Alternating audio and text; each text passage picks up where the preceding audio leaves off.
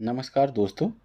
आज के इस टॉपिक में वेतन आयोग के संबंध में सदन में पूछे गए पत्र के वायरल होने पर अनेकों प्रतिक्रियाएं सामने आ रही हैं, जिसमें सदन के सदस्य श्री नारायण भाई राठवा के द्वारा प्रश्न संख्या 1807 में 7वें वेतन आयोग के बाद 8वें वेतन के निर्धारण हेतु पूछे जाने की व्याख्या की गई है, जिसके अंतर्गत कर्मचारियों पेंशन भोगियों के वेतन भत्तों को संशोधित कर उन पर 8वें वेतन की परिकल्पना को प्रश्नगत किया गया है, जिसके जवाब में फाइनेंस मिनिस्ट्री में स्टेट मिनिस्टर श्री पंकज चौधरी द्वारा वर्तमान समय में 7वें वेतन और 8वें वेतन के निर्धारण पर जवाब दिया गया है, जिसमें लिखित रूप से एक पत्र जारी हुआ है।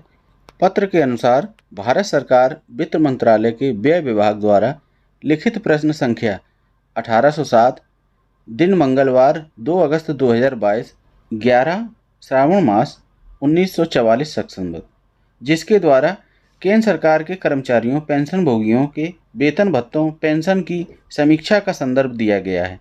श्री राठवा जी ने प्रश्नगत पूछा है कि प्रश्न का क्या यह सच है कि केंद्र सरकार के कर्मचारियों और पेंशन भोगियों के वेतन भत्तों और पेंशन में संशोधन के लिए 8वें वेतन आयोग CPC का गठन करने पर विचार कर रही है। प्रश्न ख यदि हाँ तो तत्संबंधी ब्यौरा क्या है और इसके क्या कारण हैं। प्रश्न ग क्या यह सच है कि 7वें वेतन आयोग ने सिफारिश की थी कि सरकार को कर्मचारियों और पेंशन भोगियों के लिए 10 साल की लंबी अवधि के बाद नया वेतन आयोग बनाने के बजाय इनके वेतन भत्तों और पेंशन की समीक्षा प्रत्येक वर्ष करनी चाहिए। और घ तो 7वें केंद्रीय वेतन आयोग की सिफारिशों को अभी तक लागू नहीं करने के क्या कारण हैं, जिसके जवाब में फाइनेंस मिनिस्ट्री में स्टेट मिनिस्टर श्री पंकज चौधरी द्वारा वर्तमान समय में 7वें वेतन और 8वें वेतन के निर्धारण पर जवाब दिया कि जिसमें प्रश्न का के उत्तर में दिया है जी नहीं। अतः प्रश्न का में 8वें वेतन आयोग गठन के बारे में उत्तर नहीं है। श्री राठवा जी के क्वेश्चन पर तत्संबंधी ब्यौरा क्या है, इसके एवज में प्रश्न खा का उत्तर प्रश्न नहीं उठता।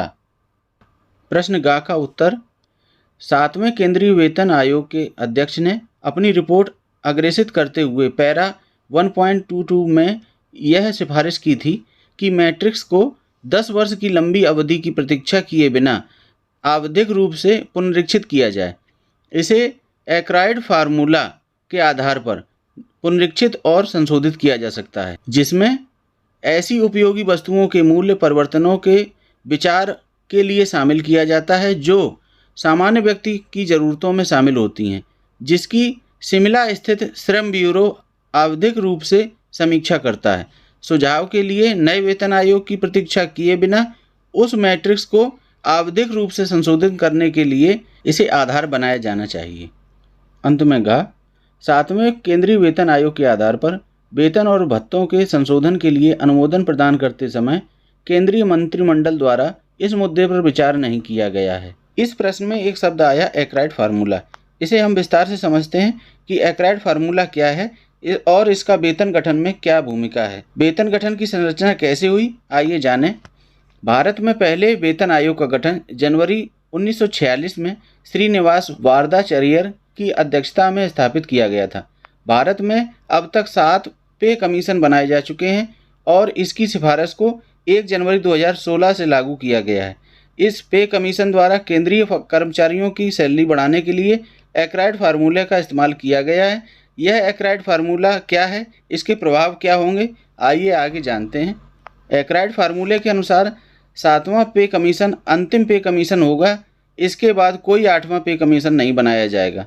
7वें वेतन आयोग का नेतृत्व कर रहे न्यायमूर्ति AK माथुर ने कहा कि सरकार को वैल्यू इंडेक्स के आधार पर उपलब्ध आंकड़ों को देखते हुए हर साल केंद्रीय कर्मचारियों के वेतन की समीक्षा करनी चाहिए। AK माथुर ने कहा कि वेतन मैट्रिक्स की हर 10 साल में लंबी अवधि का इंतजार किए बिना समय समय पर सरकारी कर्मचारियों की सैलरी की समीक्षा करी जा सकती है। माथुर ने यह भी कहा कि यदि सरकार चाहे तो हर साल कर्मचारियों की सैलरी की समीक्षा के लिए एक्राइड फार्मूले को इस्तेमाल कर सकती है। इस फार्मूले की खास बात यह है कि यह एक आम कर्मचारी से लेकर कैबिनेट सचिव तक की सैलरी का ध्यान रखता है। जिसमें एक समझने की बात है कि 7th पे कमीशन ने वार्षिक पे वृद्धि एनुअल इंक्रीमेंट की दर को 3% पर बनाया रखा है। इस प्रकार ऊपर दिए गए लेख से स्पष्ट है कि पे कमीशन सरकारी कर्मचारियों के वेतन वृद्धि में 10 साल का लंबा इंतजार खत्म करना चाहता है, ताकि कर्मचारियों की सैलरी वर्तमान में बढ़ी हुई महंगाई के अनुसार बढ़े, जिससे वह अपनी आधारभूत जरूरतों को पूरा कर सके और देश में व्यवस्थापरक भ्रष्टाचार को भी बढ़ावा न मिले। इसी प्रकार की जानकारियों के लिए बने रहें मेरे साथ। यदि आप मेरे चैनल पर नए हैं तो लाइक करें, सब्सक्राइब करें, शेयर करें। सब्सक्राइब करने के बाद बेल आइकन अवश्य प्रेस करें, जिससे नई वीडियो का नोटिफिकेशन सबसे पहले मिल सके। धन्यवाद। हेलो मास्टर साहब, नमस्कार।